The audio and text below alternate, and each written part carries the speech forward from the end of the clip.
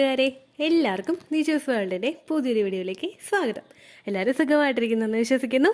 ഞങ്ങളിവിടെ സുഖമായിട്ടിരിക്കുകയാണ്. അപ്പോൾ എല്ലാവരും സന്തോഷത്തോടെയും ആരോഗ്യത്തോടെയും ഒക്കെ ഇരിക്കുക കേട്ടോ. ഇംപ്ലാന്റേഷൻ നടന്നു കഴിഞ്ഞാൽ വളരെ എളുപ്പത്തിൽ നമുക്കുണ്ടാകുന്ന 3 പ്രഗ്നൻസി ലക്ഷണത്തിനെ പറ്റിയിട്ടാണ് ഇന്നത്തെ വീഡിയോയിൽ സംസാരിക്കുന്നത് കേട്ടോ. അപ്പോൾ അതെന്തൊക്കെയാണെന്ന് നമുക്ക് നോക്കാം. വീഡിയോ നമുക്ക് സ്റ്റാർട്ട് ചെയ്യാം. ഇതിനോടകം ഒരുപാട് പേര് നമ്മുടെ ചാനൽ ഫോളോ ചെയ്തിട്ട് പ്രഗ്നൻ്റ് ആയിട്ടുണ്ട്. അവരുടെയൊക്കെ സക്സസ് സ്റ്റോറീസ് കാണാൻ വേണ്ടിയിട്ട് നിങ്ങൾ ചാനൽ വിസിറ്റ് ചെയ്തതിനു ശേഷം കമ്മ്യൂണിറ്റി ടാബ് പ്രസ് ചെയ്ത് നോക്കുക. അതിൽ നിങ്ങളുടെ സെയിം ഹെൽത്ത് കണ്ടീഷൻസ് ഉള്ളവർ പ്രഗ്നൻ്റ് ആയതിൻ്റെ സക്സസ് സ്റ്റോറീസ് നിങ്ങൾക്ക് കാണാനായിട്ട് സാധിക്കും. അതിൽ അവർ ഫോളോ ചെയ്ത ടിപ്സിൽ നിങ്ങൾക്ക് ഏറ്റവും അനുയോജ്യമായിട്ടുള്ള ടിപ്സ് നിങ്ങൾ ഫോളോ ചെയ്യാനായിട്ട് ശ്രദ്ധിക്കുക. എളുപ്പത്തിൽ പ്രഗ്നൻ്റ് ആകാനായിട്ട് അത് സഹായിക്കും കേട്ടോ. അതുപോലെ തന്നെ ഒരുപാട് പ്രഗ്നൻസി ലക്ഷണങ്ങളെ പറ്റിയിട്ടുള്ള വീഡിയോസ് നമ്മുടെ ചാനലിൽ ഇതിനോടകം ചെയ്തിട്ടുണ്ട്. അത് കാണാൻ വേണ്ടിയിട്ട് ഏർലി പ്രഗ്നൻസി സിംറ്റംസ് എന്ന് പറയുന്നൊരു പ്ലേലിസ്റ്റ് ഉണ്ട്. അത് നിങ്ങൾ വിസിറ്റ് ചെയ്ത് നോക്കുക. അതുമായിട്ട് ബന്ധപ്പെട്ടിട്ടുള്ള പ്രഗ്നൻസി ലക്ഷണങ്ങൾ വരുന്നുണ്ടോ എന്ന് നിങ്ങൾ നോക്കുക കേട്ടോ. പിന്നെ ഞാൻ ഈ പറയുന്ന തരത്തിലുള്ള യാതൊരു തരത്തിലുള്ള പ്രഗ്നൻസി ലക്ഷണവും നിങ്ങൾക്കില്ലെങ്കിൽ നിങ്ങൾ വിഷമിക്കേണ്ട യാതൊരു ആവശ്യവുമില്ല. എക്സ്പെക്റ്റഡ് പീരിയഡ് ഡേറ്റിൽ ബ്ലീഡിങ് വരുന്നുണ്ടോ എന്ന് മാത്രം നിങ്ങൾ നോക്കുക. ഇനി ബ്ലീഡിങ് വരുന്നില്ലെങ്കിൽ കൂടി തന്നെയും അതല്ലെങ്കിൽ വരികയാണെങ്കിൽ കൂടി തന്നെയും പോകുന്ന രക്തത്തിന്റെ അളവ് എത്രത്തോളം ആണെന്നുള്ള കാര്യം നിങ്ങൾ മോണിറ്റർ ചെയ്യണം. ബ്ലഡ് പോകുന്നതിന്റെ അളവ് വളരെയധികം കുറവാണെങ്കിൽ നിങ്ങൾ പ്രഗ്നൻസി ടെസ്റ്റ് ചെയ്ത് നോക്കണം. നെഗറ്റീവ് ആണ് നിങ്ങൾക്ക് റിസൾട്ട് കിട്ടുന്നതെങ്കിൽ ബ്ലീഡിങ് കുറവായതിനാൽ അതൊന്ന് ഡോക്ടറെ സമീപിക്കാൻ വേണ്ടിയിട്ട് പറയാൻ വേണ്ടിയിട്ട് നിങ്ങൾ മറന്നു പോകരുത് കേട്ടോ. അപ്പോൾ നമുക്ക് വീഡിയോ സ്റ്റാർട്ട് ചെയ്യാം. ഇവിടെ പറയുന്ന പ്രഗ്നൻസി ലക്ഷണത്തിൽ ഏറ്റവും ആദ്യത്തേതെന്ന് പറയുന്നത് ബാക്ക് പെയിൻ ആണ്. സ്ത്രീകളുടെ എല്ലാവരുടെയും കൂടപ്പുറപ്പായിട്ടുണ്ടാകുന്ന ഒന്നാണ് ബാക്ക് പെയിൻ എന്ന് പറയുന്നത്. അവരുടെ ഒരു പ്യൂബേർട്ടി സ്റ്റേജ് എത്തിക്കഴിഞ്ഞാൽ പലതരത്തിലുള്ള ഹോർമോൺ ഫ്ലക്ച്വേഷൻസിന്റെ ഭാഗമായിട്ടും നമ്മൾ ചെയ്യുന്ന ജോലികളൊക്കെ കൊണ്ടും പലർക്കും ബാക്ക് പെയിൻ ഉണ്ടാവാറുണ്ട്. ഇംപ്ലാന്റേഷൻ നടന്നു കഴിയുമ്പോൾ ഇമ്മീഡിയറ്റ്ലി ഒരു സ്ത്രീക്ക് ഉണ്ടാകുന്ന ഒരു പ്രഗ്നൻസി ലക്ഷണമാണ് ബാക്ക് പെയിൻ എന്ന് പറയുന്നത്. ഇങ്ങനെ ഉണ്ടാകാനായിട്ടുള്ള കാരണം എന്ന് പറയുന്നത് നമ്മുടെ ശരീരത്തിലെ ഇംപ്ലാന്റേഷൻ നടന്നു കഴിയുമ്പോഴേക്കും ഗർഭാശയ ഭിത്തിയോട് ചേർന്നിട്ട് എംബ്രിയോ അറ്റാച്ച് ആകുന്നു. ഈ എംബ്രിയോ വളരുന്നതിന്റെ ഭാഗമായിട്ട് ഒരു പ്രഷർ ബാക്കോട്ടും അതുപോലെ ഫ്രണ്ടിലോട്ടും നേരെ കീഴ്പോട്ടേക്കുള്ള പോർഷനിൽ നമുക്ക് ഉണ്ടാകാനായിട്ട് ചാൻസ് ഉണ്ട്. യൂട്രസിന്റെ മസിൽസ് ഒക്കെ ഒന്ന് സ്ട്രെച്ച് ആകുന്നതിന്റെ ഭാഗമായിട്ട് ഇതുവരെ പ്രഗ്നൻസി ആയിട്ടില്ലാത്ത ഒരാൾക്ക് യൂട്രസിൽ ഒരു വികാസവും ഇതിനു മുമ്പൊന്നും സംഭവിച്ചിട്ടുണ്ടാവില്ല. അതുകൊണ്ട് തന്നെ നമ്മൾ ജസ്റ്റ് വൺ ടൈം നമ്മൾ ആദ്യമായിട്ട് നമ്മൾ പ്രഗ്നന്റ് ആകുമ്പോഴേക്കും യൂട്രസിന്റെ മസിൽസ് ഒക്കെ ഒന്ന് സ്ട്രെച്ച് ആകാനായിട്ട് തുടങ്ങുന്നു. ഈ സ്ട്രെച്ചിങ് എഫക്റ്റിന്റെ ഭാഗമായിട്ട് ആ ഒരു പുള്ളിങ് സെൻസേഷനും അതുപോലെ തന്നെ ആ ഒരു കോൺട്രാക്ഷൻസും ഒക്കെ ഏറ്റവും കൂടുതൽ നമ്മുടെ ലോവർ ബാക്കിന്റെ പോർഷനിൽ അനുഭവപ്പെടാനായിട്ട് ചാൻസ് ഉണ്ട്.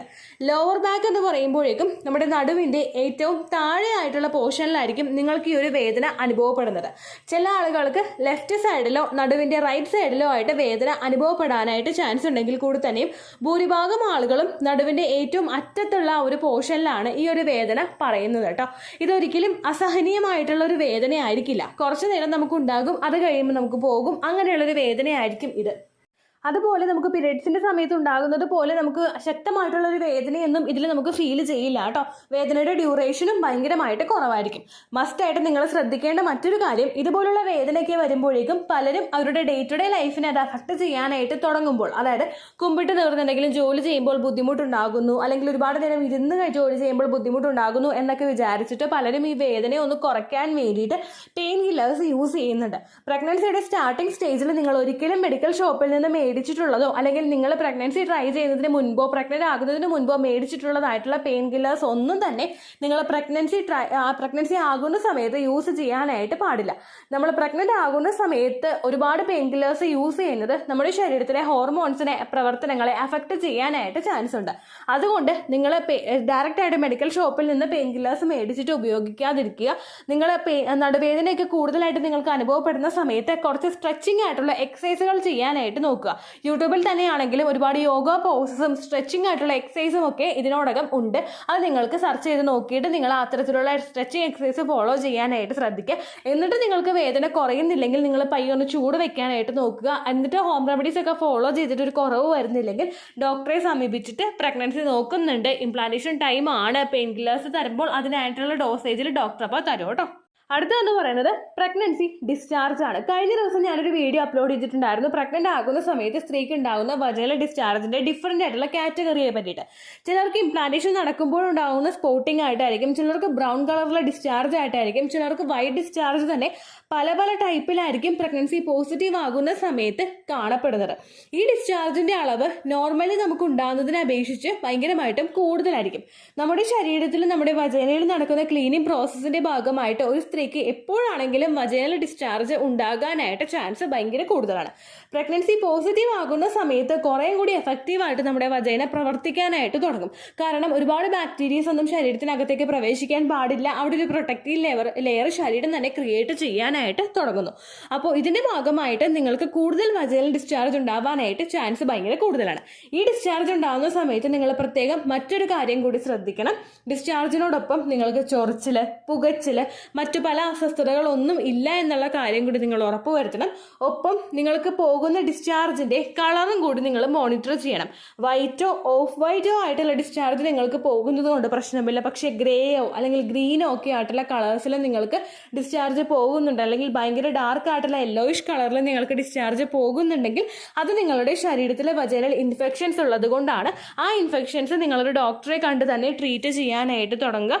ഒപ്പം ഇന്റിമേറ്റ് ഹൈജീൻ ആയിട്ടുള്ള കാര്യങ്ങളും കൂടി നിങ്ങൾ ശ്രദ്ധിക്കുക കേട്ടോ. പ്രഗ്നന്റ് ആകുന്ന സമയത്ത് ഇതുപോലുള്ള വജൈനൽ ഡിസ്ചാർജ് ഉണ്ടാകുന്നതിന്റെ ഭാഗമായിട്ട് ചില ആളുകൾക്ക് ചൊറിച്ചിലോ അസ്വസ്ഥതയോ ഒക്കെ ചെറുതായിട്ട് ചാൻസ് ഉണ്ട്. വളരെ നോർമലായിട്ട് നമുക്ക് ഉണ്ടാകുന്നത് പ്രശ്നമില്ല. നിങ്ങൾ ആ സമയത്ത് ഇന്റിമേറ്റ് ഹൈജീൻ നല്ലതുപോലെ മെയിൻറ്റെയിൻ ചെയ്യാനായിട്ട് ശ്രദ്ധിക്കുക. ഡിസ്ചാർജ് കൂടുതലായിട്ട് പോകുന്നുണ്ടെങ്കിൽ നിങ്ങൾ ഒരു ദിവസം 2 നേരമൊക്കെ ഇന്നേഴ്സ് ചേഞ്ച് ചെയ്യാനായിട്ട് നോക്കുക. ഇന്നേഴ്സ് നല്ലതുപോലെ കഴുകി വെയിലത്തിട്ട് തന്നെ ഉണക്കാനായിട്ട് നിങ്ങൾ ശ്രദ്ധിക്കുക കേട്ടോ. അതുപോലെ ഇന്റിമേറ്റ് ഹൈജീൻ പ്രൊഡക്ട്സ് ഡോക്ടറുടെ റെക്കമെൻഡേഷനോട് കൂടി നിങ്ങൾ ഉപയോഗിച്ചാൽ മതി. കാരണം എന്താണെന്ന് വെച്ച് കഴിഞ്ഞാൽ വജൈനയിൽ ഓൾറെഡി ഒരു ക്ലീനിങ് പ്രോസസ്സ് നടക്കുന്നുണ്ട്. അപ്പോൾ ഇൻഫെക്ഷൻസ് വരുന്ന ആളുകൾക്ക് ഡോക്ടേഴ്സ് അത് റെക്കമെൻഡ് ചെയ്യാറുണ്ട്. അങ്ങനെ നിങ്ങൾക്ക് വേറെ ഹോം റെമഡീസ് ഒക്കെ ചെയ്തിട്ട് പ്രശ്നമൊന്നും ഇല്ലെങ്കിൽ പിന്നെ അതുപോലുള്ള പ്രൊഡക്ട്സ് ഉപയോഗിക്കാതിരിക്കുന്നത് തന്നെയാണ് കേട്ടോ നല്ലത്. അടുത്തൊരു ലക്ഷണം എന്ന് പറയുന്നത് നമുക്ക് ഓൾവേസ് നമ്മൾ ടയേർഡ് ആവുന്നത് പോലെ അനുഭവപ്പെടുക. അതുപോലെ തന്നെ എപ്പോഴും കിടന്നുറങ്ങിയാൽ മതി എന്നുള്ളൊരു സെൻസേഷൻ നമുക്ക് ഉണ്ടാവുക. പ്രഗ്നൻസി പോസിറ്റീവ് ആകുന്ന സമയത്ത് പലർക്കും ഉണ്ടാകുന്ന ഒരു ബുദ്ധിമുട്ടാണത്, എസ്പെഷ്യലി ഫസ്റ്റ് പ്രഗ്നൻസിയിൽ. കാരണം നമുക്കിത് ഏതാണെന്നൊന്നും അറിയില്ല. അപ്പോൾ ചെറിയൊരു തളർച്ചയും ക്ഷീണവും തന്നെ പ്രഗ്നൻസിയുടെ സമയത്ത് സ്റ്റാർട്ടിംഗ് സ്റ്റേജിൽ പല സ്ത്രീകളെയും ഭയങ്കര സ്ലീപ്പി ആക്കി മാറ്റുന്നതിന് വേണ്ടിയിട്ട് അത് കാരണമാവുന്നു. നമ്മൾ ഒരുപാട് ടയേർഡായി പോകുന്നു, നമുക്ക് മൂഡ് സ്വിങ്സ് ഉണ്ടാകുന്നു. അപ്പോൾ എവിടെയെങ്കിലും ഒന്ന് ചുരുണ്ട് കൂടിയാൽ മതി എന്നുള്ള ഒരു സെൻസേഷൻ നമുക്ക് ഇഷ്ടം നമുക്ക് കൂടിക്കൊണ്ടിരിക്കുന്നു. നമ്മൾ രാവിലെ ഉറക്കം കംപ്ലീറ്റ് ചെയ്തിട്ട് എഴുന്നേറ്റാലും ചില ആളുകളൊക്കെ കറക്റ്റായിട്ട് ഒരു ക്ലോക്ക് ഫോളോ ചെയ്യുന്നവരാണ്. 10 to 10 മണിയാകുമ്പോൾ കിടന്നു കഴിഞ്ഞാൽ 6 മണിയാകുമ്പോൾ അല്ലെങ്കിൽ 7 മണിയാകുമ്പോൾ എഴുന്നേൽക്കുന്നവരാണ് പലരും. ഈ ഒരു സ്ലീപ്പ് സൈക്കിൾ നമ്മൾ ഫോളോ ചെയ്തിട്ടുണ്ടെങ്കിൽ കൂടി തന്നെ ചില ആളുകൾക്ക് 7 മണിക്ക് ആ കൃത്യമായിട്ടുള്ള ടൈം പീരീഡിൽ കിടന്ന് ഉറങ്ങി എഴുന്നേറ്റ് കഴിഞ്ഞാലും ഉറക്കം തീരാത്തൊരു സിറ്റുവേഷൻ ഉണ്ടാകും. 8 മണിക്കാണെങ്കിലും 10 മണിക്കാണെങ്കിലും 12 മണിക്കാണെങ്കിലും ഒക്കെ കിടന്ന് ഉറങ്ങാൻ വേണ്ടിയിട്ടുള്ളൊരു അവസ്ഥയായിരിക്കും അവർക്ക് ഉണ്ടാകുന്നത്. നമ്മൾ ഉറങ്ങാൻ വേണ്ടി കിടന്നാലും പലരും ഉറങ്ങി പോവുകയും ചെയ്യും. ഞാൻ അനുഭവിച്ചൊരു പ്രശ്നമാണ് കേട്ടോ അത്. നമ്മൾ ഉറങ്ങി എഴുന്നേറ്റ് കഴിഞ്ഞാലും പിന്നെയും കിടക്കുമ്പോൾ തന്നെ ഉറങ്ങിപ്പോകുന്ന ഒരു സിറ്റുവേഷൻ. പ്രൊജസ്ട്രോൺ ഹോർമോണിന്റെ ഹൈക്ക് വരുന്നത് കൊണ്ട് നമ്മൾ എല്ലാവരും തന്നെ പ്രഗ്നൻസി പോസിറ്റീവ് ആകുമ്പോൾ ഭയങ്കര ടയേർഡ് ആകാനായിട്ട് തുടങ്ങുന്നു. എസ്പെഷ്യലി ഫസ്റ്റ് ട്രൈമസ്റ്ററിന്റെ സമയത്താണ് നമുക്ക് ഈ ബുദ്ധിമുട്ട് വരുന്നത്. കാരണം ഇത്രയും ഹോർമോൺസിന്റെ ഹൈക്കുമായിട്ട് നമ്മുടെ ശരീരം പൊരുത്തപ്പെടാനായിട്ട് തുടങ്ങുന്നത് ആ ഫസ്റ്റ് ട്രൈമസ്റ്ററിലാണ്. അതുകൊണ്ട് തന്നെ ആ 3 ഹോർമോൺസിന്റെയും ഒക്കെ ഹൈക്കും മറ്റു പല ഹോർമോൺസിന്റെ പ്രവർത്തനമൊക്കെ കൂടി വരുന്നതിന്റെ ഭാഗമായിട്ട് നിങ്ങൾക്ക് രാവിലെ എഴുന്നേൽക്കുമ്പോൾ തന്നെ ഉറക്കം തീരാത്ത അവസ്ഥ ഉണ്ടാവുക, എപ്പോഴും കിടന്ന് ഉറങ്ങാൻ തോന്നുന്ന അവസ്ഥ ഉണ്ടാവുക. അത് ഏത് സമയത്താണെങ്കിലും നമ്മൾ കിടന്ന് ഉറങ്ങുന്ന ഒരു സിറ്റുവേഷൻ ഉണ്ടാവുന്നു. ഇങ്ങനെയുള്ള ആളുകൾക്ക് ചിലപ്പോൾ രാത്രിയാണെങ്കിലും നല്ലതുപോലെ ഉറക്കം കിട്ടാനായിട്ടും ചാൻസ് ഉണ്ട് കേട്ടോ. ചില ആളുകൾക്ക് രാവിലെ ഒരുപാട് നേരം കിടന്ന് ഉറങ്ങിക്കഴിഞ്ഞാൽ രാത്രി ഉറക്കം കുറയാനായിട്ടും ചാൻസ് ഉണ്ട്. പലരുടെയും കണ്ടീഷൻ ഭയങ്കര ഡിഫറൻ്റ് ആണ്. നിങ്ങൾക്ക് ബോഡിക്ക് റെസ്റ്റ് കൊടുക്കണമെന്ന് തോന്നുന്ന സമയത്ത് നിങ്ങൾ ബോഡിക്ക് റെസ്റ്റ് കൊടുക്കുക. പക്ഷെ ഒരുപാട് നേരം കിടന്നുറങ്ങാതിരിക്കുന്നത് നല്ലതാണ്. നമ്മൾ ഭയങ്കരമായിട്ട് ഡൗൺ ആയി പോകും, നമ്മളൊന്നും ചെയ്യാൻ കഴിയുന്നില്ലല്ലോ എന്നുള്ളൊരു മൂഡ് സ്വിങ്സ് നമുക്ക് ഉണ്ടാവാനായിട്ട് ചാൻസ് ഉണ്ട് കേട്ടോ. പക്ഷേ റെസ്റ്റ് കൊടുക്കേണ്ട സമയത്ത് റെസ്റ്റ് കൊടുക്കുക, കുറച്ച് എഴുന്നേറ്റ് നിൽക്കുക, ആക്റ്റീവ് ആകാനായിട്ട് നോക്കുക. കുക്കിംഗ് ആണെങ്കിലും നിങ്ങൾക്ക് ഇഷ്ടമുള്ള രീതിക്ക് നിങ്ങൾ കുക്ക് ചെയ്യാനായിട്ട് നോക്കുക, അല്ലെങ്കിൽ മറ്റുള്ള ഇഷ്ടമുള്ള രീതിക്ക് നിങ്ങൾ മൈൻഡ് ഡൈവേർട്ട് ചെയ്ത് വിടാനായിട്ടും പ്രത്യേകം ശ്രദ്ധിക്കുക കേട്ടോ. പ്രൊജസ്ട്രോൺ ഹോർമോണിന്റെ ഹൈക്ക് കൊണ്ടുണ്ടായിട്ടുള്ള ഈ ഒരു ലക്ഷണം ഫസ്റ്റ് ട്രൈമസ്റ്റർ തീരുന്ന സമയത്ത് നിങ്ങൾക്കൊന്ന് കുറയാനായിട്ട് ചാൻസ് ഉണ്ട് കേട്ടോ. ഇങ്ങനെയുള്ള ലക്ഷണവും ബുദ്ധിമുട്ടും ഉണ്ടാകുന്ന സമയത്ത് ധാരാളം വെള്ളം കുടിക്കാനായിട്ട് ശ്രദ്ധിക്കുക. ന്യൂട്രിയൻ റിച്ച് ആയിട്ടുള്ള ഭക്ഷണങ്ങൾ കഴിക്കാനായിട്ട് ശ്രദ്ധിക്കുക. എന്താണെങ്കിലും നിങ്ങൾ കഴിക്കുന്ന ഒരു ഭക്ഷണം നിങ്ങൾക്കും നിങ്ങളുടെ കുഞ്ഞിനും ബെനിഫിറ്റ് കൊണ്ടുവന്ന് തരുന്ന തരത്തിലുള്ളത് മാത്രമായിരിക്കണം.